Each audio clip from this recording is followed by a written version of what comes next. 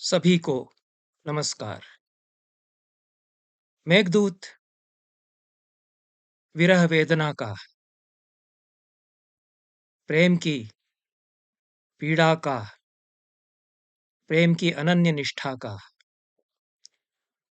और दाम्पत्य संबंधों में तन्मयी भाव का एक अद्भुत आख्यान तो है ही, पर वह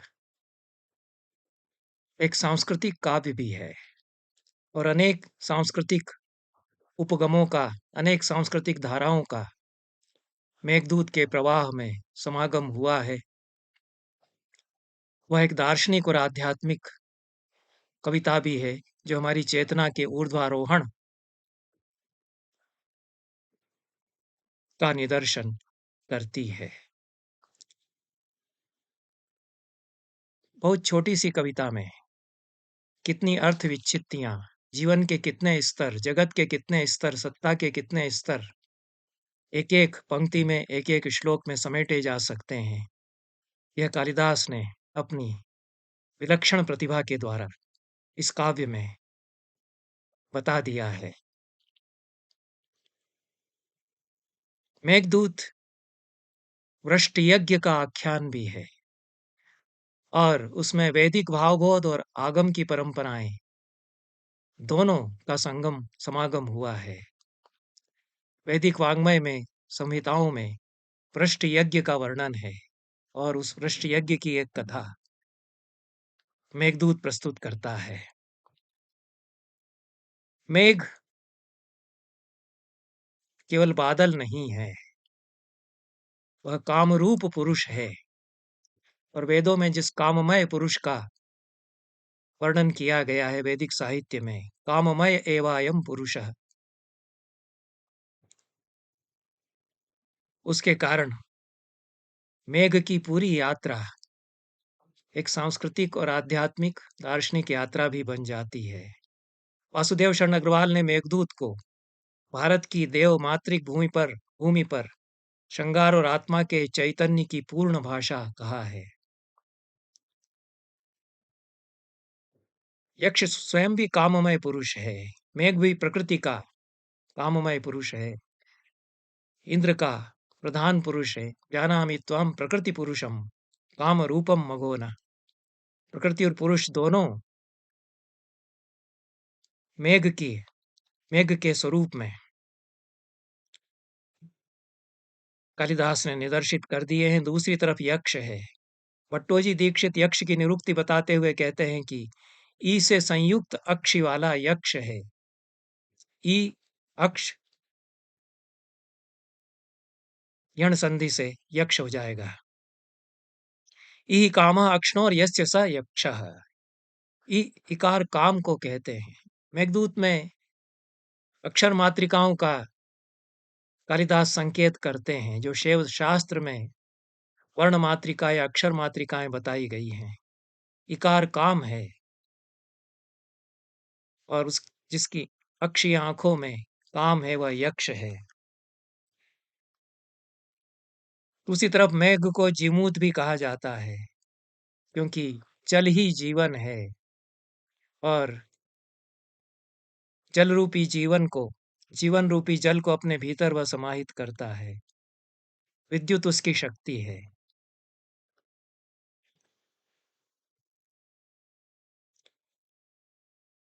मेघ के द्वारा जो वृष्टि यज्ञ होता है वह शक्ति का यजन है। विद्युत उसकी शक्ति है, उसका वह यजन है, वासुदेव शरण अग्रवाल कहते हैं। क्योंकि वही जल जो मेघ से प्राप्त होता है अन्नादि देने का सामर्थ्य रखता है।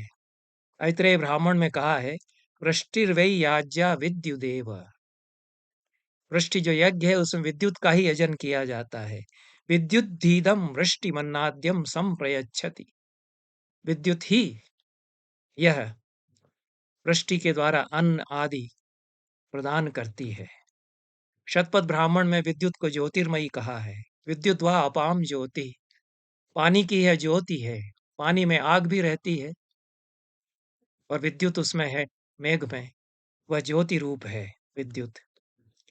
मेघ को कवि ने जल लवों का मोचन करने वाला या जल की फुहारें छोड़ने वाला कहा है। अनेक स्थानों पर मेघदूत में वर्णन आता है। पानी की फुहारें छोड़ देना, ऐसा बादल से यक्ष कहता है। वासुदेव शरण अग्रवाल कहते हैं कि यह जो जल वर्षण जल सिंचन है, यह मेघ रूपी पुरुष का वीर्य सेचन है। वीर्य ही जल है। यह भी कोश ग्रंथों में बताया जाता है, जल ही वीर्य है। वेद के कवियों तथा ब्राह्मण ग्रंथों के कर्ताओं ने रेतस या वीर्य को जलमय कहा है। आपो में रेतसि स्थिताः, तैत्रीय ब्राह्मण में कहा गया है। शरीर में जल की स्थिति रेतस या वीर्य के रूप में है। शतपथ ब्राह्मण यह भी कहता है कि रेतस वृष्ण्य है।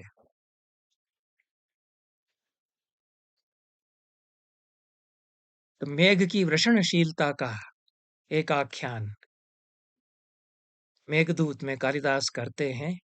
यास्क ने मेघ की एक संज्ञा ही वृषंधि बताई है। मेघ वृष शक्तिमय है।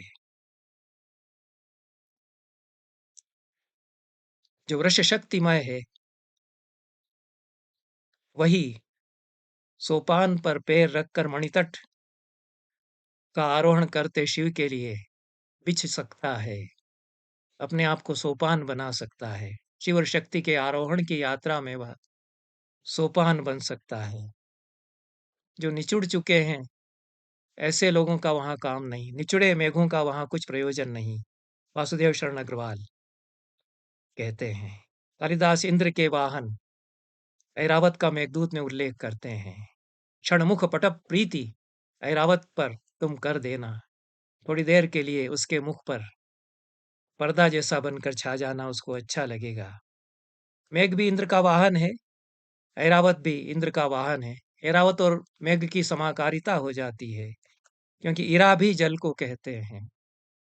इरा जिसमें है वह ऐरावत है। इरा इरा का अक्षय भंडार ही इरावान है। इरावान से जन्म लेने वाला ऐरावत है।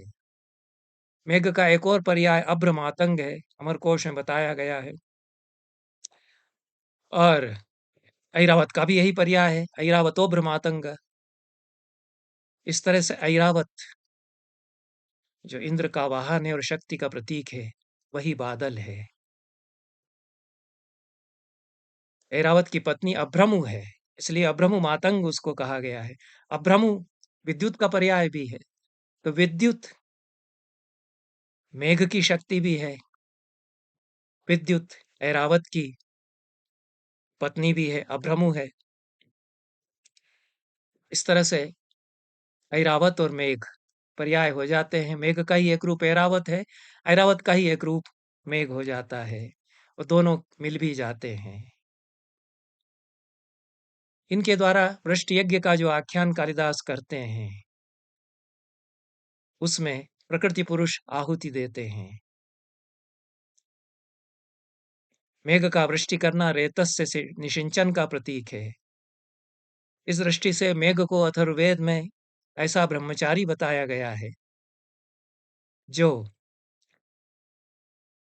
पर्वत के सानुओं पर रेतस का निषिंचन करता है।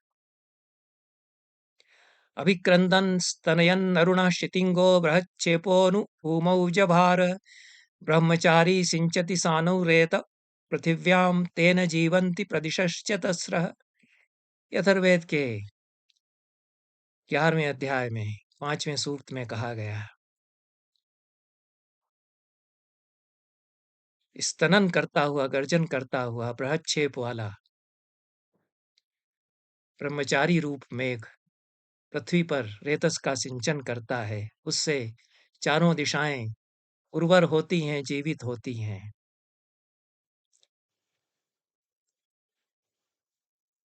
ब्रह्मचारी से भी समाकारिता मेघ की हो जाती है। मेघ ऐसे ब्रह्मचारी का प्रतीक बन जाता है जो अवकीर्णी नहीं है, धैर्यशाली है। ये अवकीर्णी शब्द की ओर भी संकेत कालिदास मेघदूत में उत्तर मेघ के अंत में जाकर के करते हैं।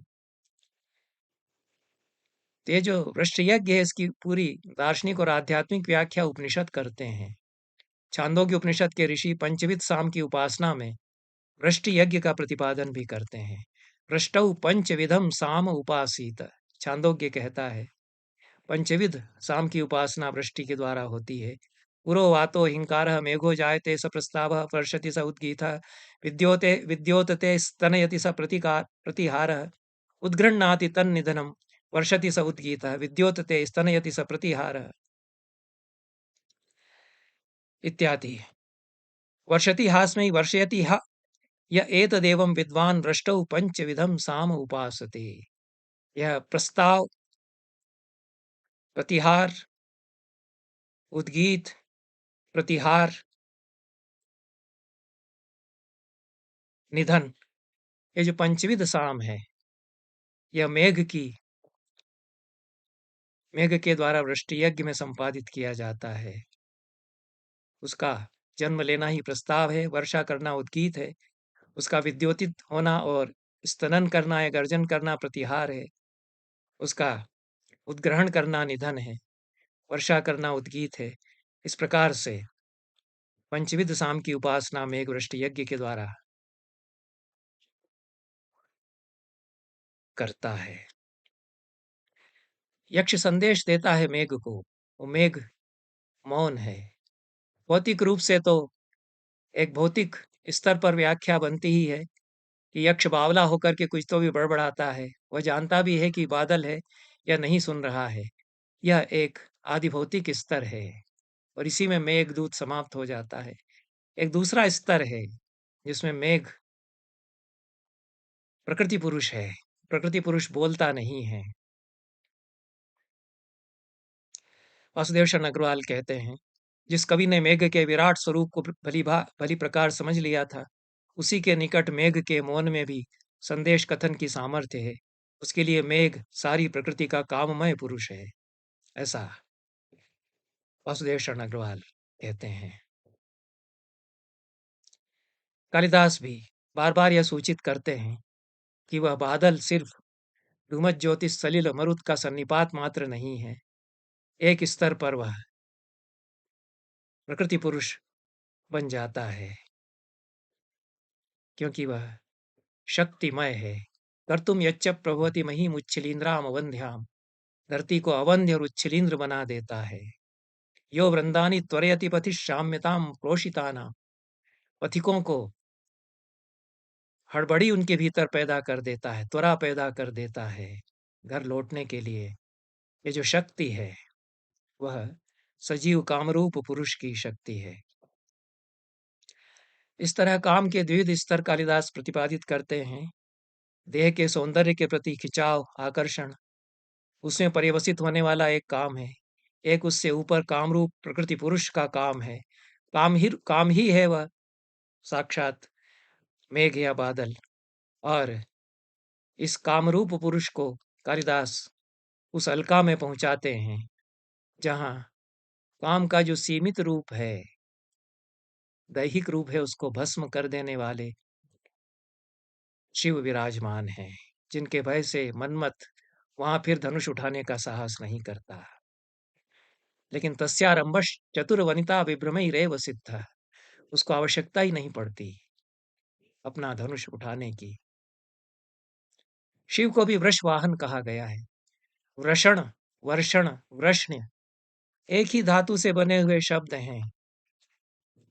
मेघ शिव के नीचे बिछ जाता है ताकि वो मणितट पर मणिपुर चक्र में आरोहण करें, और वे ही शिव वृषवाहन है, वृष पर आरोहण वे करते हैं। वृषण और वर्षण करने वाले मेघ पर आरोहण भी वे ही करते हैं। वासुदेव शरण अग्रवाल तांत्रिक और दार्शनिक व्याख्या भी मेघदूत की करते हैं। पार्वती सुषुम्ना नाड़ी है, हिमालय मेरुदंड है। इस मेरुदंड में 6 चक्र और 37 अस्थि पर्व हैं। सुषुम्ना नाड़ी का स्थान इस मेरुदंड के पर्वों के भीतर है। वह मस्तिष्क से होती हुई मूलाधार चक्र तक आती है। सुषुम्ना आनंद की संज्ञा भी है क्योंकि शुय अभिशवय धातु से सुम्न शब्द बनता है। षटचक्र भेदन का संकेत यहाँ कालिदास देते हैं और षटचक्र भेदन के पश्चात ही कार्तिकेय का जन्म होता है, इसलिए षडानन भी उनको कहा गया है। कार्तिकेय का भी स्वरूप कालिदास ने मेघदूत में प्रतिपादित किया है। कालिदास अन्यत्र भी सूचित करते हैं कि वृषवाहन शिव और वृषा का संबंध है। वृषा इंद्र को भी कहते हैं। असंपदस्तस्य वृषेण गच्छतः प्रभिन्न दिग्वारण वाहनो वृषा करोति पादौ उपगम्य मौलिना विनिद्र मंदार रजोरुणांगुली। कुमार संभव के 5वें सर्ग में पार्वती शिव का महात्म्य, शिव का स्वरूप बताती हुई कहती है कि वृष वाहन में है, वृष पर सवार होकर के चलते हैं, लेकिन दिग्वारण वाहन वृषा या इंद्र उनके पैर पकड़ करके, सिर उन पर रख करके और मंदार के पराग से उनके चरणों की अंगुलियों को रंजित करता है। यह वृषवाहन शिव का स्वरूप जो मेघदूत में बताया गया है, उसके सांकेतिक और प्रतीकात्मक अर्थ भी कालिदास की चेतना में अवश्य रहे होंगे, ऐसा प्रतीत होता है। ऋग्वेद के ऋषियों ने भी मेघ के वर्षण और इंद्र के वृषण को अभिन्न माना है। इंद्र का प्रधान पुरुष यह है, इंद्र भी वृषा हैं और वर्षण वे भी करते हैं, मेघ भी उनका वाहन वर्षण करता है। कहीं न कहीं मेघ का वर्षण और इंद्र का वृषण ये भी अभिन्न हो जाते हैं। ऋग्वेद के ऋषि इंद्र के लिए कहते हैं, वृषासि दिवो वृषभः, तुम वृषा हो, तुम दिशाओं के वृषभ हो। चौथे मंडल में ऋषि कहते हैं। एक व्याख्या हजारी प्रसाद द्विवेदी मेघदूत की करते हैं। बहुत ही उत्तम पुस्तक उनकी है, मेघदूत एक पुरानी कहानी। मेघदूत पढ़ने के लिए हजारी प्रसाद द्विवेदी की ये किताब नहीं पढ़ी तो क्या मेघदूत पढ़ा। वासुदेव शरण अग्रवाल को भी यदि नहीं पढ़ा तो मेघदूत पढ़ना अधूरा रहा। पूर्ण सरस्वती को यदि नहीं पढ़ा, उनकी विद्युल्लता टीका को, तो फिर मेघदूत का भाव जगत कैसे बोध में आएगा। आचार्य प्रसाद द्विवेदी मेघ में महामाया का खेल देखते हैं। वे कहते हैं कि यक्ष की चेतना में विश्व चैतन्य उन्मीलित होता जाता है। उनका यह उद्धरण पढ़ रहा हूं, यक्ष के लिए कहते हैं। उसे आप पागल कहें, प्रकृति कृपण कहें, जो कालिदास ने कहा है, पर उसने जगत के भीतर निरंतर स्पंदित होने वाली विराट चेतना चेतना को पहचान लिया था। अंतर अंतर में जो ज्वाला जल रही है, वह विराट विश्व में व्याप्त शिव शक्ति की अनादि अनंत लीला से भिन्न नहीं है। 2 बार इस बात को जोर देकर हजारी प्रसाद द्विवेदी कहते हैं। यक्ष के हृदय में हिल्लोल लेती उत्कंठा की लहरें। हजारी प्रसाद द्विवेदी को फिर से उनका उद्धरण है, निखिल ब्रह्मांड में व्याप्त महाकाल की चंडी प्रसादन व्रत रूपा उत्कंठा से पृथक और विच्छिन्न नहीं जान पड़ती।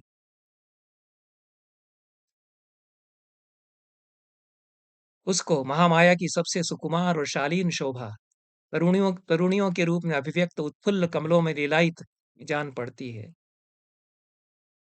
इसी चिंतन सरणी में उतरते हुए हजारी प्रसाद द्विवेदी सृष्टि आद्यव की व्याख्या करते हैं। धातु आद्या सृष्टि, यह रूपक या उपमा शकुंतला और यक्षिणी दोनों के लिए कालिदास ने दी है। या सृष्टि सृष्टुराद्या और सृष्टिराद्यव धातु, शकुंतला के लिए भी संकेत किया है। शाकुंतल की नांदी में टीकाकार कहते हैं कि यहाँ शकुंतला का संकेत संकेत है सृष्टि सृष्टुराद्या कहने से, और सृष्टिराद्यव धातु कहने से यक्षिणी का जो वर्णन है उसमें जो आद्या सृष्टि है उसमें औपनिषदिक भूमि है आद्या सृष्टि की। इस पीठिका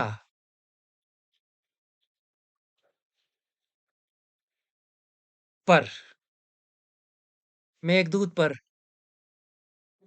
कुछ व्याख्यान में आगे दूंगा।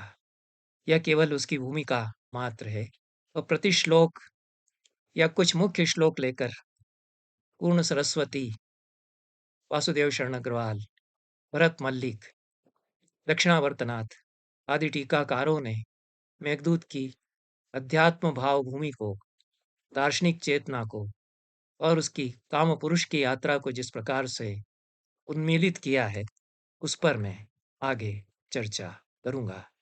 बहुत बहुत धन्यवाद। नमस्कार।